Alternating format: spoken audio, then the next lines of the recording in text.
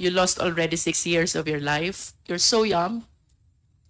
You haven't lived your life to the fullest, and yet you are in that situation.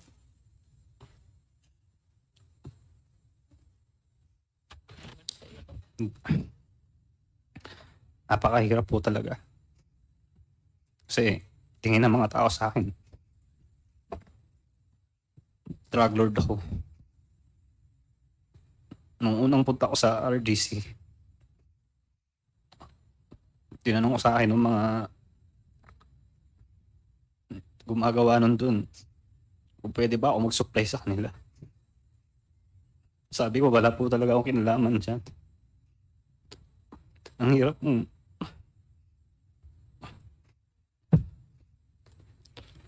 Buti sana kung ginawa ko talaga eh. Ang hirap po talaga.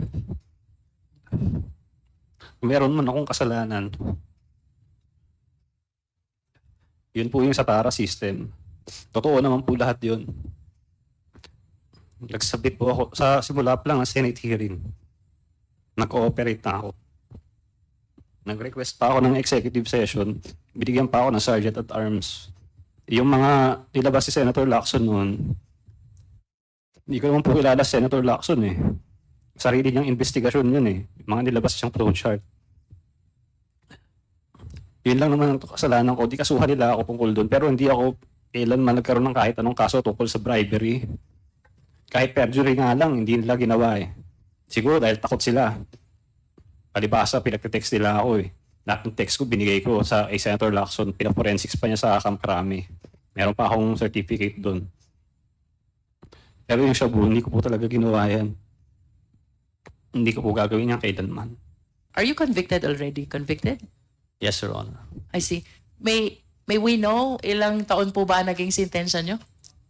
Sinintensyahan po ako ng life. Oh Lord. Life sentence.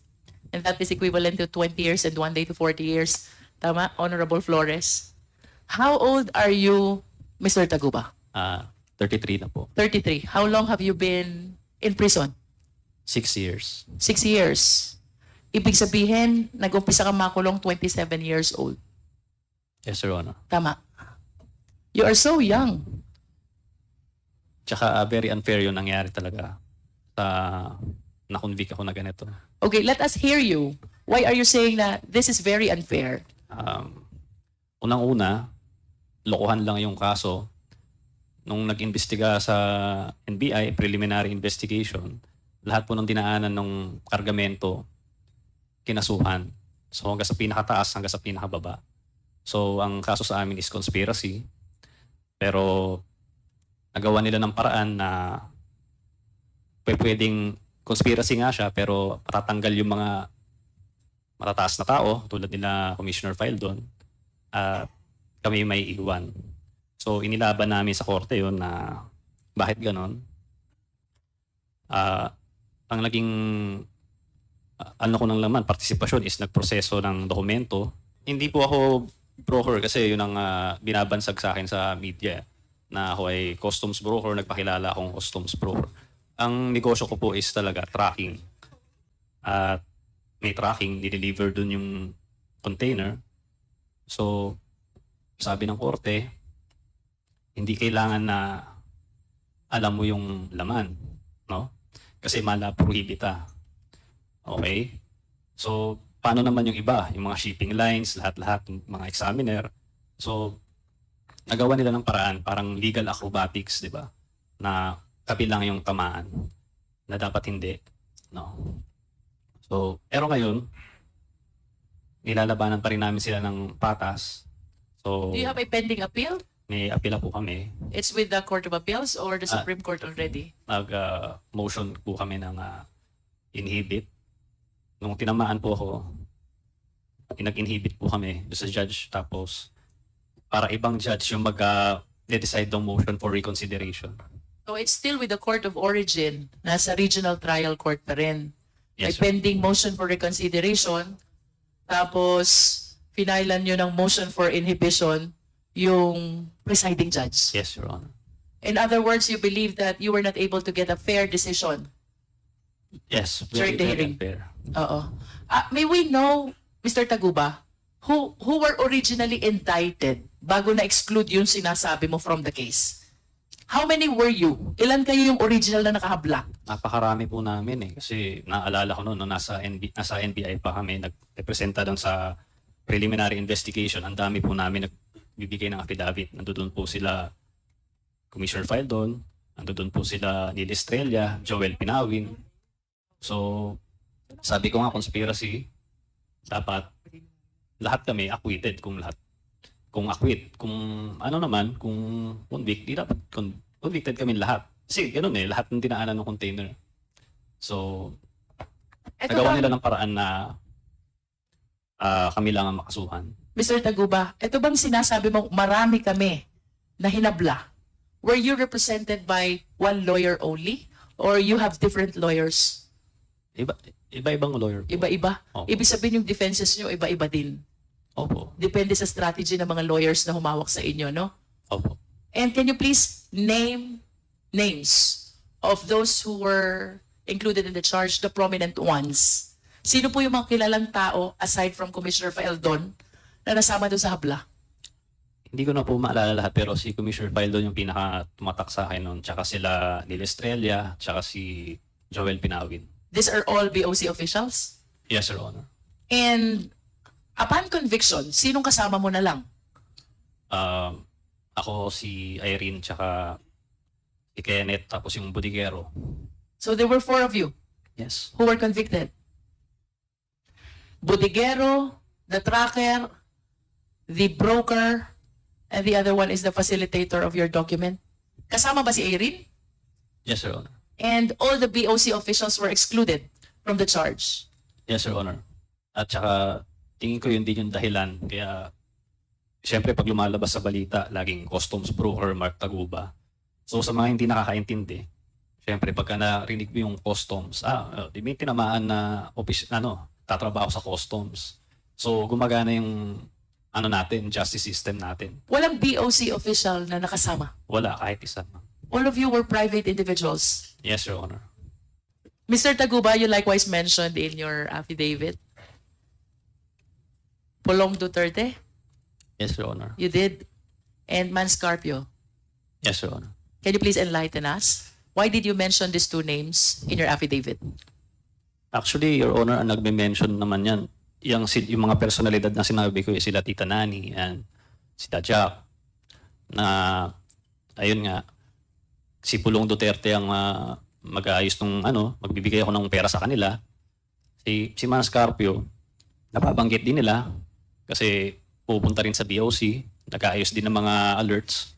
So, sa kanila po galing yan. Wala naman akong dahilan para itong mga taong to, sila Paulo Duterte at si Manscarpio. Ang galing po yun kila Tita Nani sa Davao Group. Yung kay Small Abiliara rin po, half-truth yung sinabi niya. Hindi niya sinabi na niya na nakita kami. Pero hindi niya sinabi na kinuha niya yung 5 milyon. At yun, sabi niya, dinala niya kay Pulong. Hindi niya sinabi yun. So, sinabi lang niya, tinanggihan ako.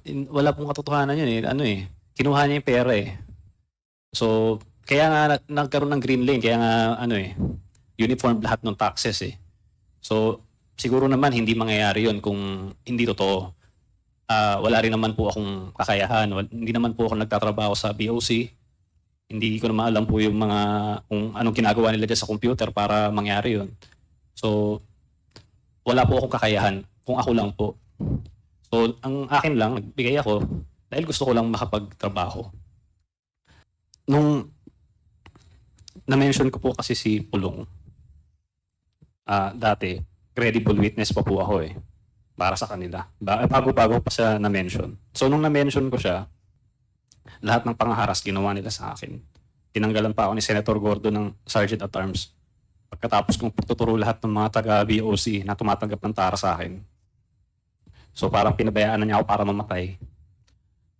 So nag-request ako kay Attorney Fortune na pakisabi na lang na mag-press conference na humihingi ako ng tawad kay Vice Mayor noon na Pulong Duterte.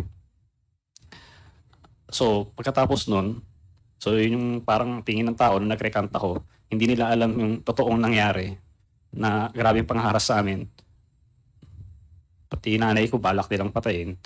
So, the day after yata nun, tumawag hindi ako nagkakamali, kinontak niya Attorney Raymond Fortune, kinontak ni Senator Lacson para pumunta sa opisina niya sa BGC.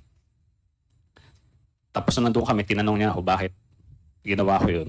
Sinabi ko nga dahil nga puro nga mga death threat yung natatanggap ko. So, tapos tinanggalan pa ako Sergeant at Arms. Sabi niya sa akin, tutulungan niya mabalik yung Sergeant at Arms ko. At baka pwede rin mailagay akong state witness. So, naibalik yung Sergeant at Arms ko nun. Pero yung state witness, hinarang ni Senator Gordon. Kaya, ngayon, walang nakasuhan na customs, walang nakasuhan. Ang kinonvict nila sa akin na kaso, itong drugs na to, na wala talaga akong kinalaman. Yung mga bagay na may mga ebidensya, yung ginawa namin ng presentation ni Senator Lacson noon, yun yung mga taong walang kaso. Mga na-promote pa, narinig ko kay, dito, kay Jimmy. So, ganun yung naging justice dito sa Pilipinas. In your affidavit, you made mention about this green lane, yellow lane, and red lane. Green lane yun, hindi na siya subject for inspection. No physical inspection and no document inspection No as well. document inspection. That is green lane. Yellow lane, kung di po ako nagkakamali, sa lang, document lang. Tapos red lane, kailangan ng Wait, physical. for yellow lane, you're exempted from the physical inspection, but you are not exempted from the document inspection. Yes. Okay? Then, from red lane, kailangan na ng physical inspection. And of course, if I am the shipper or the importer, I would want that my shipment be always released through the green lane. Kasi dun mabilis. Walang inspection ng shipment, walang inspection ng document. How do I avail of this green lane? Halos lahat po nung shipments ko, green lane po. And that is because you submitted to the TARA system. Yes. Tama po ba? Opo. So, ibig sabihin for a time being, lahat ng mga pinaparelease mong shipment, walang physical inspection, walang document inspection, what is the consideration involved? Yun po, may TARA system po sa BOC. And how does TARA system work? So, weekly, magbibigay ka kada container na re-release mo, napaparating mo. Is it per container or per value of what is inside the container? Per container. Per container. Opo. How much per container? Iba-iba po kasi. So, iba-ibang Iba-iba depending on? iba-ibang departamento. So, nakalagay po dito yun. May mga text messages po ako. Mga Yes, screenshots. you mentioned a lot of offices. Can you please enlighten us on this? Anong mga opisina kailangang magbigay? Tama ba yung tanong ko, Mark? Opo. And that is what TARA system is all about? Yes, Your Honor. So, What offices are you referring to here? So, tinitignan ko po itong affidavit ko. Ito lang yung mga naalala ko. IG, ESS, Collector, CIIS.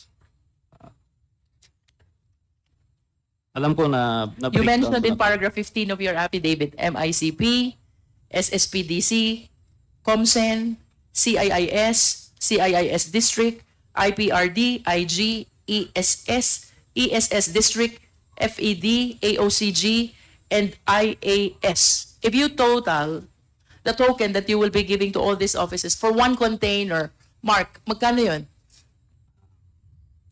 May breakdown po kasi ako nito dati. Your At Honor. least the approximate amount. Are you trying to tell us na kada office iba yung amount? Yes, Your Honor, iba. I see. But you can at least give us an approximate amount. The total amount that you give for one container to cover all these offices. I believe these are 11 or 12 offices. Matagal na po kasi pero naalala ko po kasi lahat po kasi ng container ko, uniform po yung ano niya eh.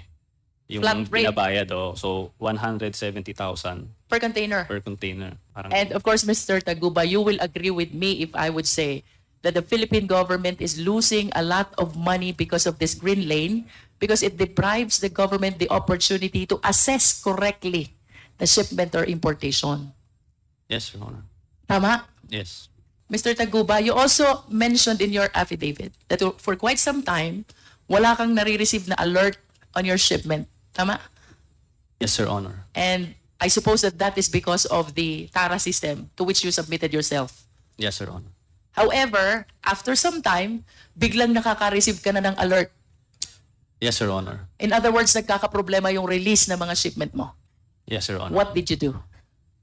Minsan, ang ginagawa lang nila yan para, kasi pagka may alert, pupunta ka sa kanila, aaregluhin mo. So parang form lang ng additional na bayad sa kanila. Additional SOP? Oo, Tama para ba lang yun? ma-release yung container. Parang lambing siguro, parang ganun yung lumalabas. Ang mahal alert naman ka. nila lumambing. Oo. They will annotate something on your document to Opo. make sure that, you said that in your affidavit, they're leaving the number in your document to make sure that you call them Yes, so Your you Honor. will be able to settle whatever requirement is being asked of you. Tama po ba? Yes, Your Honor. And then after some time, lalong tumindi yung problema mo. Tama? Yes, Your Honor. About facilitating the release of shipment. May kinausap kang tao. Sino itong mga taong ito? Ang una ko pong nakausap po dito si Jojo Bacud. Jojo Bacud. Opo, nagpakilala po siya sa SSPDC. Tapos pinakilala niya ako dun sa Davao Group. Sila Tita Nani nga. Yan, sila Jack, sila Noel. Silang apat yung mga minute ko. Sinabi How many niya, times did you visit Davao City during that time that you're trying to seek help about the release of your shipment? isang beses lang po. Isang beses lang. And the purpose of you traveling to Davao City is what? Kasi pinapunta nila ako dun eh. For what Wala purpose? na naman akong, sabi nila, kailangan ko raw magbigay ng tuition fee. Yan. Tuition fee. Yes. So, yun yung kanilang ginamit na word. Tuition fee. And what is the purpose of this tuition fee? Ayun, para ma-accept daw ako sa grupo nila. Tapos, every week, magbibigay ako sa kanila ng pera. With your admission in this group that you are referring to, what representation did they give you in relation to the challenges that you are experiencing with regards to the release of your shipment? Unang-una, nagbigay ako sa kanila. Nagpunta akong Davao, so binigay ko yung pera kay Small. So, How much is that money? 5 million. 5 million. What is the So- purpose of you giving that 5 million to Small? Yun yung sinabi nila sa akin, ibigay yung 5 million. Susunduin Anong ka din ni kapalit? Jack. Anong kapalit ng 5 million na yon? Why are you giving Small 5 million? Yun nga, para mapapasok na daw sa Davao Group, kasi kung hindi ka kasama sa kanila, i-alert nila yung mga containers mo. So, hindi ka makakapag-transaction sa Bureau of Customs. So, sa pagkakaintindi ko, lahat ng players ginawa yun. Kailangan By lahat ng players, are you referring to all people who are engaged in facilitating release of shipment? Yun ba ibig Oo, sabihin mo? yung po mga pinakita ni Senator Lacson noon, sila Kimberly, yan, sila Tevez, yan, sila Manny Santos, yung mga players yan eh. So, yun yung ibig ko sabihin, kailangan nilang magbigay doon sa Davao Group. Yun yung pagkakaintindi ko. Kasi parang sila na yung bagong customs eh. Kailangan mo sa kanila dumaan lahat eh. Ginawa kasi nila, binago uli nila yung sistema, nagkaroon ng command center. So, parang sila na lang yung pwedeng mag-alert. Nasaan po itong command center na binabanggit nyo? Sa customs po yun. Sa loob. Oo, ginawa nilang, yun eh, nung time lang ni file doon yun eh, ni Commissioner file doon. So you were saying they established this command center right inside the Bureau of Customs, which has the control over alerting whichever shipment they want? Yes. Sila lang, pagkakaalala ko, sila lang yung nakakapag-alert na nun. By sila, who are you referring to? Yung command center, yung ComCen. And who are these people behind this command center, Mr. Taguba? Nakalimutan ko na yung... Na-invite din siya sa Senate Blue Ribbon Committee nun eh. Nakalimutan ko na yung pangalan niya eh. If this is an ordinary person, I suppose that she will not be able to do that without somebody who's a big person behind him. Tama pa po ba? papasok ka ng Bureau of Custom, magtatayo ka ng command center, and then you will have the control to alert the shipments coming into the port. Tama po ba? Somebody must be behind him. Yes, Your Honor. Pero pagkakaalam ko, sila Commissioner Fildon yung gumawa nun eh. Parang hindi naman siya, parang legal na, sa legal, meron bang ano yun eh. You cannot Sa tell batas, whether it is oo. legal or illegal. Yes. Kasi yung ibang yung mga IG, EG, medyo humina na yung authority nila dahil nga yung command center na lang yung nagko-control ng mga alerts. I see. And after this payment of 5 million to Small, ano pong nangyari na doon sa mga transaction nyo? Sa shipment nyo sa BOC? So, noong una naayos siya, maganda. Nagkaroon uli ng problema. Tapos, nirefer na naman nila ako, itong sila Tita Nani. Pinakilala naman nila ako doon kay Big Brother. Yun nga, si Allen Kapuyan. Nakamit ko siya. So, yun, pinakilala nila ako sa kanya. Siya na raw ang bagong under ko na naman. So, hindi na rin ako sigurado sa ginagawa nila. Pero, nung kay Big Brother naman, naayos din yung shipment. Hanggang sa dumating naman yung problema na ito, yung kinakaharap ko ngayong kaso, na nangyaring raid sa Valenzuela. Ayun, doon na po natapos yung... Are you referring to the 6.4, no, the 604 kilogram of shabu? Yes, Your Honor. Who was able to apprehend this shipment? Sino pong nakahuli nito? Ang nakahuli nito, nakakatawa po kasi yung warehouse po, si Chen Julong, may-ari po noon, wala na po ata sa bansa eh. Kasi hindi po siya nakakulong, hindi po siya nakulong kailanman. Ang nanghuli po nito, sila Neil Estrella, sila Commissioner Fildon, tsaka sila Joel Pinawin. Meron po silang letrato ni Chen Julong na parang body-body lang sila nung nag-raid sila doon. Hindi nila hinuli nung nag-raid sila doon. Yung si Chen Julong. Ang nangyari, tinuro kami kahit wala naman talagang prueba o ebidensya na magtuturo sa akin. So, ako ang nadiin. Sino si Kenneth Dong? Si Kenneth Dong po, yung isa sa kliyente ko po. Siya po yung nag-ano sa akin nung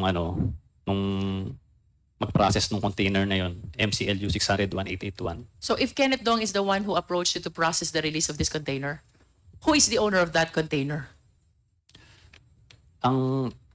Siyempre nung unang pagkakaalam ko po si Kenneth Dong kasi nga siya yung kausap ko eh. So nung pumutok na po itong balita, nagkaroon ng raid sa Valenzuela, tsaka ako nalaman na ayun nga, ang dami po lang layer. So si Chen Julong, tapos may Manili pa, tapos kung ano-ano pa eh. So hindi ko alam talaga kung sinong may-ari nung container. Sinasabi niya si Manili. Si Manili naman may ibang tinuturo. Hindi ko alam kung kanino talaga yung container, ma'am. But you were saying that the shipment was seized during the time that it was already in the warehouse. Yes, Your Honor. Who owns the warehouse? Si Chen Julong.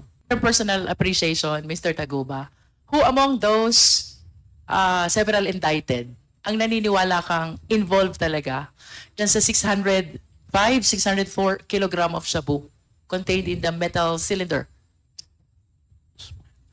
Do you believe that Commissioner Fildon is involved? Wala po akong personal knowledge din sa mga ganyan eh. Kasi In other words, to this state, wala kang alam kung sino talagang may-ari. wala po. Kasi nga po, yung pag-raid nila doon, kalokohan nga po eh. Ni-raid nila, kinuha nila yung na-assist nila yung shabu, pero wala po silang kinasuhan. Yung warehouse, yung may-ari ng warehouse, hanggang ngayon, wala. Ewan kung nasa na siya, nasa China na raw o ano. But do you know for a fact that there were shabu which were seized during the time? Yes, sinabi kasi nabalita ako sa TV. So, tapos biglang tumawag sa akin si Kenneth Dong. Sabi niya, oy, may mga na-seize na shabu doon daw sa container na pinrocess natin yung nanggaling. So, syempre, nagulat ako. Tapos, ayun, yun na doon nagsimula yung yung problema.